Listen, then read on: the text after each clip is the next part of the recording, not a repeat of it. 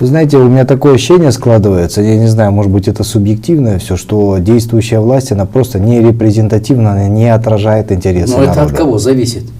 От требования самого народа. Отчасти да, отчасти нет. Вы же знаете, как выборы проводятся. Нет, Ваша партия сама становилась жертвой. Я согласен, извините, но кто должен требовать, чтобы выборы прошли?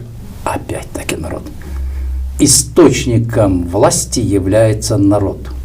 А хочет ли этот народ быть источником этой власти? У нас поразительное общество. Сами выбирает, а потом на следующий день начинает хаять их. Ну, народ неискушенный же еще. Народ как ребенок. Вы теперь подтверждаете мои же слова. Отчасти, Вы да. больше подтверждаете мои слова, чем я сам.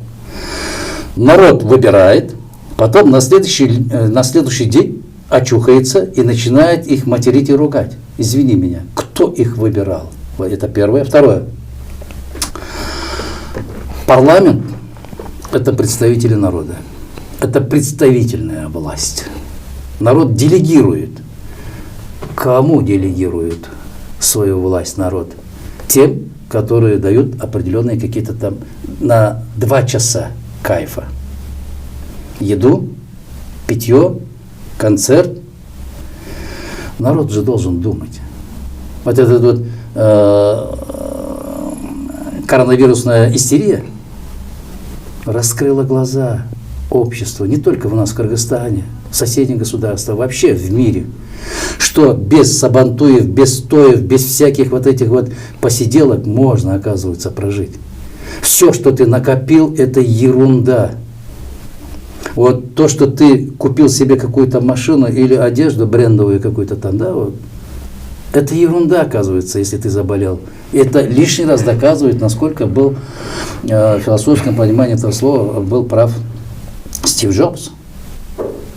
Согласитесь? Какая разница, ты насколько там сегодня пообедал? Есть люди, которые обедают за 3000 сомов, есть люди, которые там довольствуются 120 рублей или 60 рублей. Какая разница? Ведь человек рожден не для того, чтобы там только потреблять и потреблять и потреблять. К сожалению, вот это потребительское общество, они говорят, безответственно ведут себя во время выборов.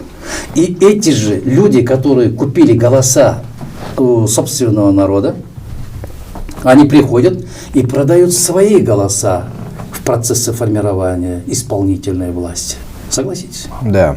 А потом, сформировав это исполнительные ветви власти, на следующий день они сами ругают эту власть. То есть вот это вот каскадное явление, сначала источник власти, потом представители этого источника, потом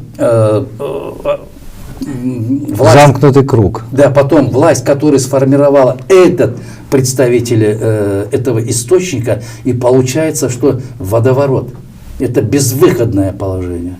Надо быть ответственным в процессе, когда формирует своего представителя. Это общество. Должна быть определенная политическая, общественная культура. Это общество должно чувствовать свою персональную ответственность перед будущим.